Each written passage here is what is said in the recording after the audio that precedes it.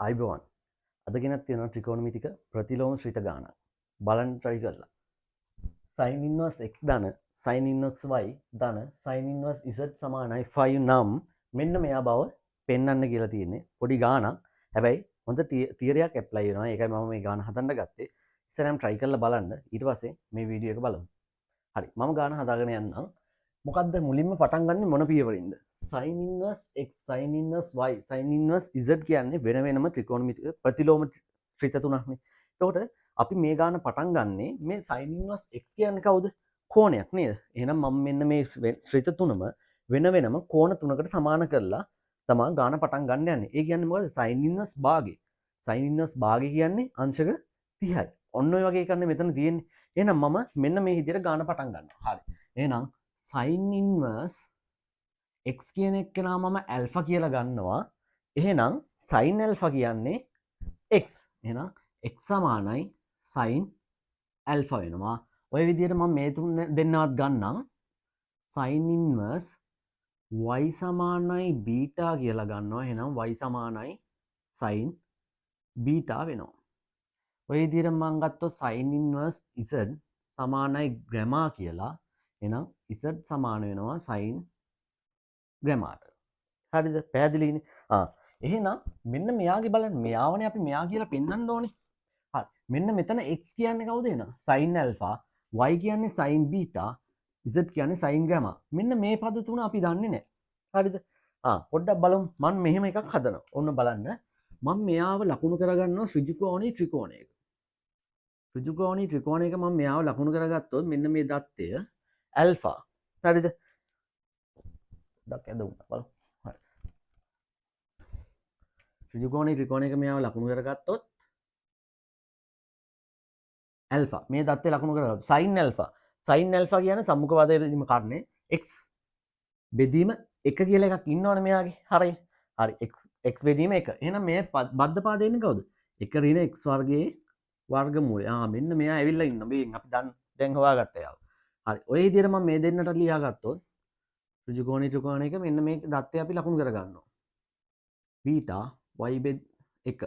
එහෙනම් 1 ඍණ y වල වර්ගයේ වර්ග මූලය මෙතෙන්ට આવොත් එයාවත් අපි ලකුණු කරගත්තොත් ග්‍රැමා z මෙතන 1 එහෙනම් 1 ඍණ z වර්ගයේ වර්ග මූලය. හරි. ඔන්න ඔය විදිහට එනවා අපිට මෙන්න මේ පද තුන. හරි. එහෙනම් මේ අපි හොයාගන්න තියෙනවා මෙතන තියෙන පද සියල්ල. හරි. එහෙනම් මම දැන් කරන්නේ මොකද්ද? මෙන්න මේ හොයාගත්ත දත්ත ටික අරන් මෙන්න මෙයාට ආදේශ කරනවා. මම මෙයාගේ කොයි පැත්තද ගන්නෙ? වම් පැත්ත ගන්නවා. අපි සාමාන්‍යයෙන් හදාගෙන යද්දි මේ වගේ බව පෙන්වන්න තියෙද්දි අපි පද වැඩි ප්‍රමාණයක් තියෙන එක්කෙනාව අරගෙන හදාගෙන ගිහලා අඩු ප්‍රමාණයක් පෙන්වන්නේ නේද? එහෙනම් මම මෙයාගේ කවුද? LHS වම් පැත්ත ගන්නවා හදාගෙන යන්න. එහෙනම් හරි. ඊට කලින් මම මෙතන තව පොඩි දත්තයක් තියෙනවා. එයාවත් ගන්න. මෙන්න මේ දත්තය අපි ප්‍රයෝජනෙට ගත්තේ නැහැ නේ. හරිද? බලන්න. sin inverse x ධන sin inverse y ධන sin inverse z සමානයි 5. වෙන්න sin inverse x කියන්නේ කවුද? alpha, y කියන්නේ beta, sin inverse z කියන්නේ gamma. එහෙනම් මට එනවා මෙතන දත්තයක් alpha ධන beta ධන gamma සමානයි 5 කියලා. හරිද? අපි මේක ගාන අතරතුරදී භාවිතා කරනවා. ඒකින්ද මම දැනට මෙයාව මේ විදිහට තියාගන්නවා. හරි. එහෙනම් මම LHS කියන එක්කෙනාව ගන්නවා. LHS කවුද LHS කියන්නේ? මෙයා x වතාවක් 1 ඍණ x වර්ගයේ වර්ගමූලය ධන y වතාවක් 1 ඍණ y වර්ගයේ වර්ගමූලය ධන z වතාවක් 1 ඍණ z වර්ගයේ වර්ගමූලය කියලා එනවා. හරි. එහෙනම් මම මේකට ආදේශ කරගෙන යනවා x කියන්නේ sin alpha 1 ඍණ x වර්ගයේ වර්ගමූලය කියන්නේ කවුද? cos alpha. ඔය විදිහට මෙතෙන්ට ආදේශ කරාම sin beta cos beta ධන sin gamma cos gamma. බලන්න. හැබැයි මෙන්න මෙයාව දන්නවා sin alpha cos alpha. එහෙම ගුණිතයක් අපි දන්නේ නැහැ. හැබැයි අපි දන්නවා 2යි sin alpha cos alpha. කවුද? sin 2යි alpha. එහෙනම් මොකද කරන්නේ? මම මෙතෙන්ට මෙන්න මේ පද තුනේ ඉස්සරහට දානවා දෙකේ ඉලක්කමක් දාලා දෙකෙන් බෙදලා ගන්නවා. හරි. එහෙනම් බලමු. මම මෙතන භාගයක් කියලා දාගෙන භාගයෙන් වැඩි කරන්නම් දෙකෙන් බෙදනවා. එනකොට මෙතන ඉන්නේ කවුද එහෙනම්? 2යි sin alpha cos alpha. හරි 2යි sin alpha cos alpha. එහෙනම් 2යි sin alpha cos alpha කියන්නේ කවුද? sin 2යි alpha. එහෙනම් මම මෙතන කෙලින්ම දාගන්නවා sin 2යි alpha. ඒ විදිහට මෙතන එනවා කවුද? sin 2යි beta. මෙතන එනවා sin 2යි gamma කියලා. හරි. එහෙනම් බලන්න උත්තරේ මොකක්ද පෙන්වන්න ඕනේ අපි? 2යි x y z ගුණිතයක් තියෙන්නේ x y z කියන්නේ කවුද? x කියන්නේ sin alpha, y කියන්නේ sin beta, z කියන්නේ sin gamma. එහෙනම් මෙතන ඉන්නේ කවුද? sin 2යි sin alpha, sin beta, sin gamma කියන එක න. හරි. එහෙනම් මෙතන ඉන්නේ කවුද? එකතුවක්. එයාව අපි කියන්න ඕනේ ගුණිතයක් බවට. එහෙනම් එකතුවක් කොහොමද ගුණිතයක් කියන්නේ ත්‍රිකෝණමිතියද අපි? සීරි සූත්‍ර දාලා. හරි. එහෙනම් අපි දාමු මෙතන සීරි සූත්‍ර. මෙතන පද තුනක් තියෙනවා. තුනෙන් දෙකක් තෝරගත්තා. සීරි දැම්මා. මම මෙන්න මේ පද දෙක තෝරගෙන සීරි දාන්නවා. හරි. එහෙනම් භාගයක් ඉන්නේ කවුද? sin c ධන sin d. ධන sin ධන. එහෙනම් එන්නේ කවුද? 2යි sin c ධන d බෙදීම 2 cos c ඍණ d බෙදීම 2ක් කියලා. එහෙනම් මෙතනින් සුළු කරගත්තාම 2යි sin කවුද එන්නේ? 2යි alpha ධන 2යි beta බෙදීම 2. එහෙනම් 2ට 2 කැපිලා ගිහිල්ලා ඉතුරු වෙනවා alpha ධන beta කියලා. ඊළඟට මෙතන එනවා cos 2යි alpha ඍණ 2යි beta බෙදීම 2. එහෙනම් 2ට 2 කැපිලා ගිහිල්ලා එනවා මෙතන alpha ඍණ beta කියලා එකක්. මම මෙතනත් මෙයාව ප්‍රසාරණය කරලා ආයෙ ලියා ගන්නවා සුළු කිරීමේ පහසුවට 2යි sin gamma cos gamma කියලා. හරි. එහෙනම් මෙන්න මෙතන දෙකේ ඉලක්කම් දෙකක් තියෙනවා.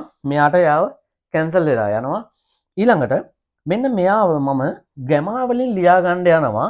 ඒක ලියා ගන්න අපිට ගානේ දත්තයක් දීලා තියෙනවා. මෙන්න මෙයා. alpha ධන beta ධන gamma සමානයි 5. දැන් එහෙනම් මම මෙයාගෙන් alpha ධන beta උක්ත කරගන්නවා මෙන්න මේ විදියට. alpha ධන beta සමාන වෙනවා කාටද? 5 ඍණ gammaට. එයාව දානවා මෙන්න මෙතෙන්ට. හරි.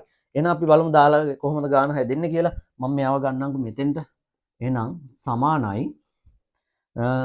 sin alpha ධන beta වෙනුවට මම දානවා 5 ඍණ gamma කියලා. 5 ඍණ gamma cos alpha ඍණ beta ධන sin gamma cos gamma. sin gamma cos gamma කියලා එනවා. හරි. එහෙනම් සුළු කරගන්න වෙන්න ඉන්නවා 5 ඍණ t gamma කියලා. 5 ඍණ theta sin 180 ඍණ theta කියන්නේ කවුද? sin theta මනේ. එහෙනම් මම මෙතන සුළු කරගත්දී මෙහෙම දානවා sin 5 ඍණ gamma කියන්නේ sin gamma මෙතන එනවා කවුද? cos alpha ඍණ beta. එහෙමම මේ පදෙත් මේ විදිහටම අපි ලියා ගන්නවා sin gamma cos gamma කියලා. හරිද? ඊළඟට මෙන් ඉන්නවා පද දෙකටම පොදුවේ ඉන්නවා sin gamma කියලා එක්කෙනෙක්. මං එයාව එළියට ගන්නම් sin gamma. එළියට ගත්තාම කවුද ඉතුරු වෙන්නේ? cos alpha ඍණ beta ධන cos gamma කියලා. cos alpha ඍණ beta ධන cos gamma. මෙන්න sin gamma කියලා එක්කෙනෙක් ඉන්නවා. sin gamma කියන්නේ කවුද? z. මෙන්න z ඉන්නවා. මෙයා ගුණිතයක් විදිහට ඉන්නේ එහෙනම් එක පදයක්. හරි. මෙතනත් ඉන්නේ එකතුවක්. එයාවත් අපි ගුණිතයක් කරගන්න එහෙනම් මොකද්ද කරන්නේ ත්‍රිකෝණමිතියේදී? CD දානවා. CD දාන්න නම් මම මෙයාව හදා ගන්නවා alpha beta වලින්. ඒකත් මම මෙන්න මෙයාගේ මේ දත්තෙන්ම හදා ගන්නම්. gamma සමාන වෙනවා කාටද? 5 ඍණ alpha ධන beta ට. gamma සමාන වෙනවා 5 ඍණ alpha ධන beta ට. එහෙනම් එයාව එතෙන්ට දැම්මට පස්සේ අපි සුළු කරගෙන යමු sin gamma. මෙතෙන් එන්නේ කවුද? cos alpha ඍණ beta. එයා ඒ විදිහටම ඉන්නවා මෙතන. එහෙනම් cos gamma වෙනුවට මම දානවා 5 ඍණ alpha ධන beta. 5 ඍණ alpha ධන beta කියලා. cos වල 180 ඍණ theta. cos 5 ඍණ theta කියන්නේ කවුද? ඍණ cos theta. sin නම් ධන වෙනවා, cos නම් ඍණ වෙනවා. එහෙනම් මෙතන එනවා sin gamma cos alpha ඍණ beta ඍණ.